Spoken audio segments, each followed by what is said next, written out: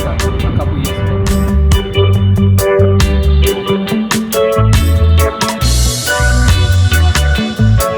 Starting off with the design of the brand new Territory, we're going to start off with the front over here. You have this very strong front end. It's actually very American again. Again, with Ford being an American brand, you're going to get these very strong features on the outside. We're going to show the strength, but also the size of the car. You have this massive grille at the front. It's actually a real grille. It actually has air vents inside that will actually go in, help feed the engine. It's 1.8 EcoBoost. Eugene's going to talk a little bit about that later on when we talk about the engine. But you have these daytime running headlights over here, with these headlights over here too, and you got your fog lights down here. These will come out at night. Well, these are on when the car is driving to DRLs. On the side of here, nothing too different. It actually looks quite similar to the Val H6. On the side, you got these, really strong features up here on the side, including the strong line over here. You have your indicators on the sides over here. Then you have these roof rails that are fake, because you can't actually put anything on these ones because they're actually flat on the inside of them. But they do look quite nice. And then coming back to the rear over here, these over here are DRLs, if I do remember correctly. They also come on when you turn the car on for the boot. You have Territory written over here, then titanium, which is the trim. Not like how on, say, the Everest or even the Ranger, where you have the highest spec levels, the platinum on those cars. It will say platinum right over there with the Ford badge instead of here. You're reminded always, constantly, that this is the Ford Territory. Obviously, all the cars are EcoBoost cars, so you're going to get the EcoBoost badge over here. I'm glad that they didn't put fake exhaust pipes. Instead, they put this little bit of bodywork over here. Do I like this? I don't like it, but I do prefer it over fake exhaust pipes. That's everything on the outside. I'm going to go inside now. Okay guys, we are now inside the new Ford Territory, and I just wanted to say that it is actually really quiet in here. Now, there is an RS4 outside, which you guys might see coming up in a shorts, which sounds lovely, but it's a good test to just see how quiet it is inside here. You can't actually hear it, but he's revving the car at the moment, which is a big plus from Ford. This car, starting off, is really premium inside. Premium in the terms of its materials being used. As you can see, comes to the steering wheel here. You have a really nice three-way stitch, as well as this leather feeling steering wheel with a bit more of a soft touch here. Then coming to the side, I don't know if you guys can see this on camera, it's got this really nice blue leather texture inside, which runs along the entire dash, as well as onto the pillars and onto the roof lining, which is also really nice. You have a nice wood trim that runs along the side of the car here, as well as lighting underneath here, which we might see, but we may not see because it is daytime. So maybe Eugene can find a picture of it and just put it up there to show what the nighttime running lights inside are like.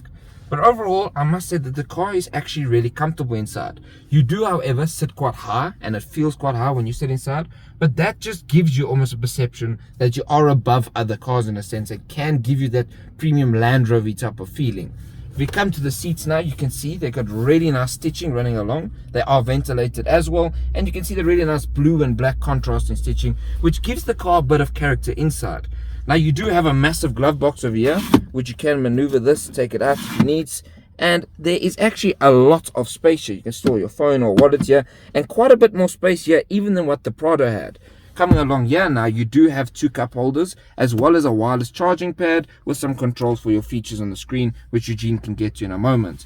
You do have your park assist and your different dynamic, or not dynamic, but your different driving controls over here, and a really nice knob for your volume, which I find quite nice. I prefer it than your touchscreen buttons. Obviously, we said even in the Prado video, we prefer physical buttons, and this has a sensible use. It's not one of those that you just spin and spin unknowingly until you find where the right volume is in terms of loudness or softness.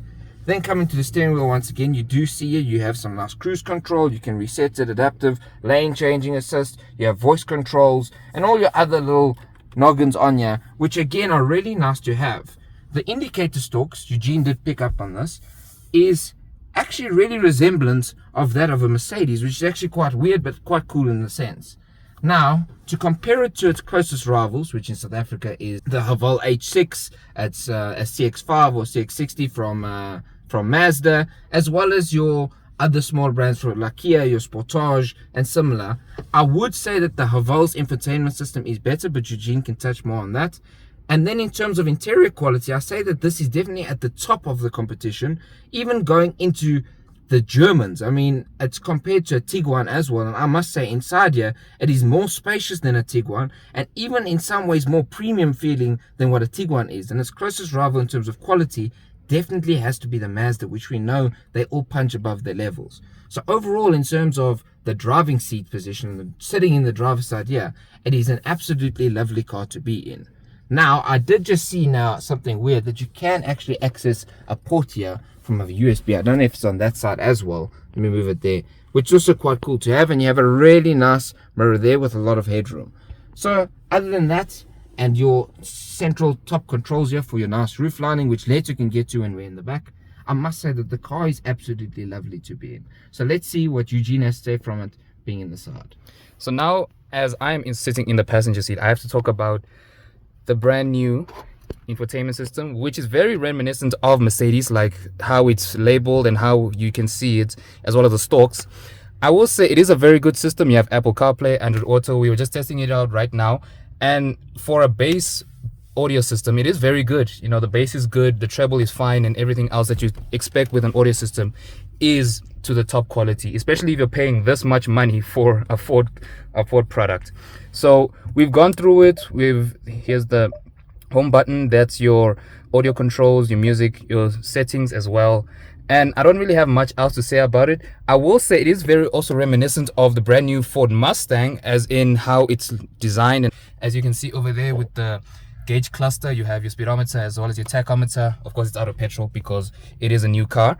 And I don't really have much else to say about this. Now, one thing I do remember about the CR-V is that although it isn't the closest competitor to this, it is also, as I said before, reminiscent, because it also had wood trim level. And never in my life did I ever expect a Honda to have wood trim level, but this is a brave new world and we have to stick with the times. So now let me pass it over to Leto to tell you what it's like in the back seat, because after all, it is a family SUV. In terms of rear seat space, it's very, very, very spacious. It's more spacious than what you get in the VW Tiguan. It's more spacious than what you get in a CX-5. It feels more spacious than what you could get in the Haval H6 actually. But in terms of quality and comfort, it's quite comfortable. You get a nice padding over here when it comes to this armrest over here on the side. Also, you get this cup holder up here up front. And you can obviously fit a regular sized 500ml cup, bottle. But also the fact that you get it on, the fact that you get the cup holder sitting at the front of the armrest means that it's not in the middle, which is what you get in a lot of like the VW group cars or whatever. Then you put it up, you have the middle seat over here. I can very comfortably sit in the middle because I don't have this little like ledge that pops up over here. It's very flat down here, which means it's very comfortable. Obviously my knees are up high, but you can obviously see that there's a lot of space. Mateo was sitting further back than his normal driving position even, and there's a lot of space.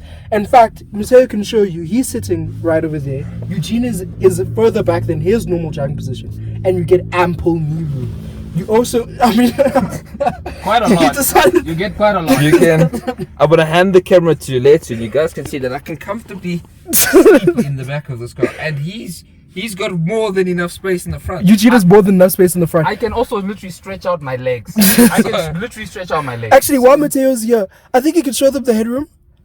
Yeah, the headroom more than enough. It's more than a hand up of headroom. So and that's not even considering this beautiful overhead display of the sky that you get from Ford. Yeah, the sunroof is actually incredible. Now, it's not completely panoramic, but it's pretty good. I mean, then you look down here and you get obviously the wood trim over here. You get the nice blue leather up here. It's a little bit more plasticky, but it's not obvious. That's what I will say. Then you get the black leather down here. You get this sort of nice, well, it's plastic, it's scratchy plastic, but I will give everyone a pass because, again, in your 4 million rand Porsche Panamera, you are going to get scratchy plastic in there. Then you get the South African spec sunroof with the little protector over there. You can have it in the nice South African spec. I'm going to ask Eugene to actually close the entire thing up. So when you are closing, you just press over there and it will close. It does take quite a bit of time. It's a sunroof. And you do have to hold it, I must say that as well. Some of the German products, you do have the one click and go, whereas this, you do have to hold it, which can be a bit more tedious. But they do have a cool feature when you're closing this glider or this fader here. It does actually close the top of the sunroof down, so that it doesn't mean that you leave the top of the sunroof open. Yeah, and that's pretty much it when it comes to the rear end. The last thing is this little light that you get. That's a nice touch. And one more thing I actually forgot to touch on when I was talking about the infotainment system, and as well as being in front, is the drive mode selector, the gear selector. So this was actually first introduced in the Ford GT supercar, but at least now they've trickled down into more affordable Ford products, so at least you don't have to pay almost $1 million just to have this gear selector. So now let's actually check out the rear boot space. So guys, coming to the rear end now of the new Ford Territory and talking about the boot space, there's absolutely insane amounts of boot space. I mean, we've figured out now that you can sleep in the back seats, but if you have an extra child and you need one more seat, you can plunk them in the back. I don't advise it because it's not legal, but I mean, why not? There's enough space to sleep in the back of the boots, and as you can see here, we lift this up, you do have a really nice spare wheel there and all your other accessories and tools. You do have some side spots here where you can place your groceries so they don't slide around, and you have that on both ends, and you have quite a nice rugged material here so you don't scratch up a nicer material on the inside.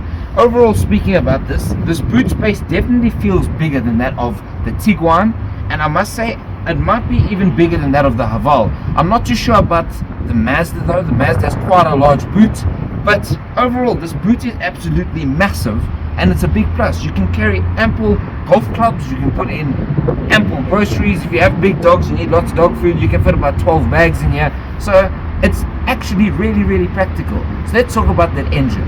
Moving underneath the bonnet of this car, it is a 1.8 litre 4-cylinder EcoBoost engine, which is very familiar from all the Ford products. Putting it around 138 kilowatts, around 185 horsepower. But the thing that matters most is the torque. So torque is only at around 318. I expected it to be at 400, but it's Ford. They sometimes misquote their numbers. But we will see how it is when we are driving this thing.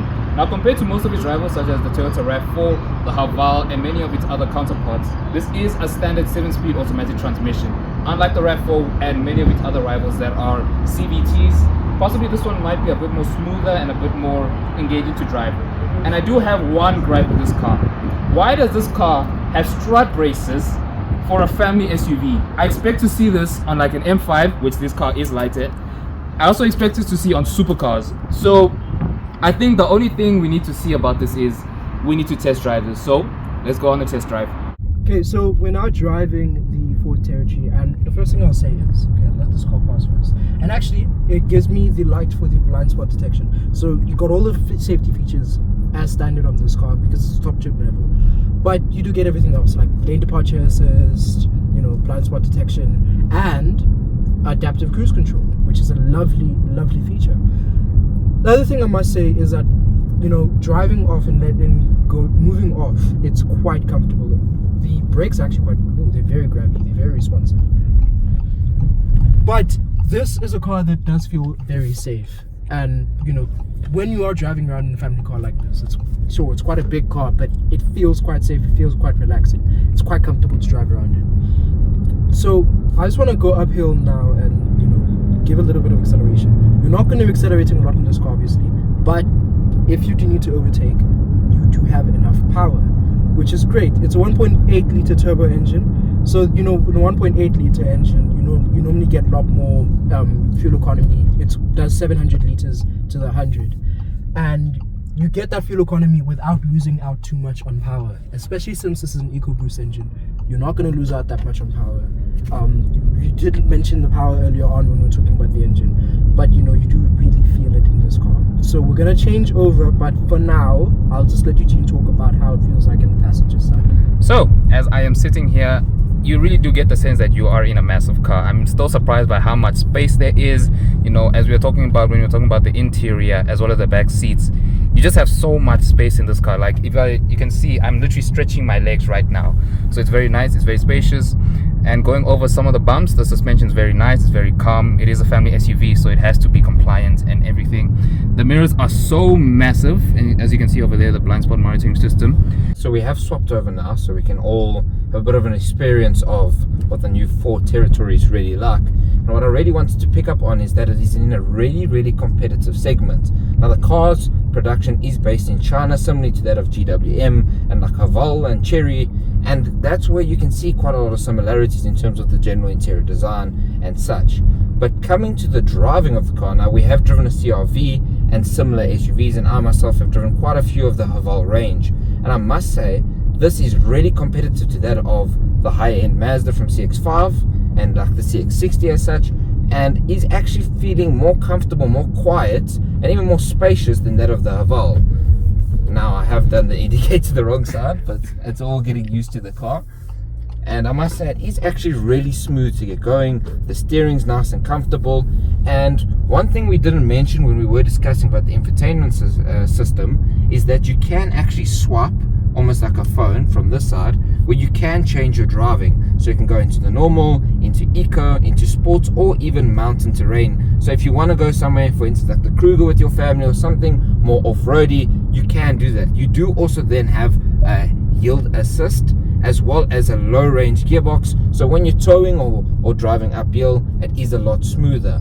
Now the EcoBoost motor in here, although it is a 1.8 and something like that in a Honda is a 2 liter, and some of the rivals are 2 liters, the Haval does have a 1.5, and those are all CVTs. Now for us car enthusiasts, CVTs aren't the most enjoyable gearboxes. We do prefer actual automatic gearboxes as they have a bit more character to them, and this, even though it isn't automatic, actually drives very similar to a CVT in the sense of how calm, cool and collected the driving experience is. It's a really comfortable, really almost like driving on clouds, I'd say. I mean, we had a little bit of silence not too long ago, and the car feels like an EV inside sometimes when you're driving it around. So it is absolutely phenomenal. So now I'd just like to pass it to Letu quick, so to see if what he feels like the back end is like when driving. So the back end is incredibly comfortable and spacious. Obviously, we already talked about that, but it feels comfortable while you're driving around. I'm not going to say it feels like a chauffeur experience, but it feels very comfortable, more comfortable than what you'd experience in the back end of like the new C-Class or even the the GLC rather. One thing I do want to talk about is the C-pillar situation. Now, I do know that the car has, I think Eugene mentioned just now, that it has 360 cameras. So it won't be too much of an issue, but if you do prefer, looking out your windows, doing what the K53 tells you to do when you're parking and everything, you are going to run into an issue in terms of just judging distance from the back. There's a lot of space back here. We did show you that earlier on, and there's a very thick C-pillar. But it helps out when you're sitting in the back. It's very calm, it's very serene. It sort of drowns out the sounds of the world around you. Now that I'm in the driver's seat, I do gotta say, just pulling off, it's really nice. I am in sport mode, so if I give it a bit of beans, it has enough pulling power, it has enough torque that you can just, pass a truck or pass a very slow moving car. And one thing we also forgot to mention is when you're actually getting out of this car, it does warn you when there is a car coming that you should not open it, or if it is clear, then you can actually open it. Now, I do have one gripe with this engine. I have driven many 2-liter EcoBoost Ford engines, and the 1.8 in this, I just do wish it was bored out to around 2 liters instead of 1.8. I'm not giving it a bit of, I'm not saying it's a bad engine, but I do feel like if it was 2 liters, it would be a bit more serene and a bit more quiet in a sense, but it's still good enough for whatever you need it to be. And yeah, that's really much else I have to say. And steering, it's an SUV. It's not really gonna be exciting. It's not gonna be really fun most of the time. It is literally a go-getter or a grocery getter, so it's good enough. That's what I do gotta say. And the 7-speed automatic really does shift really nicely compared to CVTs. Now, I haven't driven a CVT, and there's a Cayman GT4 RS, a Cayman GT4 that just came by. It's very nice. The steering does weight up in sport mode. You can really feel that. But yeah, we'll give you our final verdict when we actually get back there, as well as the conclusion. So what do we think about the new Ford Territory? Right, I think that this is a pretty good car. I do prefer the CX-5 over this, just because of just a day-to-day usability situation. The CX-5 in terms of infotainment system, I prefer that, and I do prefer the sort of look of the CX-5 from the outside. I do know that Mateo prefers this over a lot of the other rivals, especially compared to the Chinese rivals. Eugene does prefer this over the Chinese rivals, but he does sway a little bit more towards the CR-V, even though you are going to spend a lot more money than this car. What do we think about it in terms of how it sits in terms of its rivals and everything? It's a great car. You should consider this, especially if you're buying a car for around the same price. So if you're going to spend around 700,000, 600,000 Rand in this, do consider this car. Now we've come to the end of this wonderful review, as we always say. Now, what do I think about this? Over the previous generation, it is a massive step up. But then again, years ago, it didn't have this kind of market. We had so many Chinese brands as well as Asian brands. But as a car, I don't know. Compared to like a CR-V or a CX-5, it really does stand up there, also for the price. So again, I just want to say a massive thank you to Ford Santon for allowing us to come and review this car. If you're going to check out this car, make sure to click the links down below. I'll put everything in there. And as always, make sure you like, comment, and subscribe. We'll see you for the next one. Bye-bye.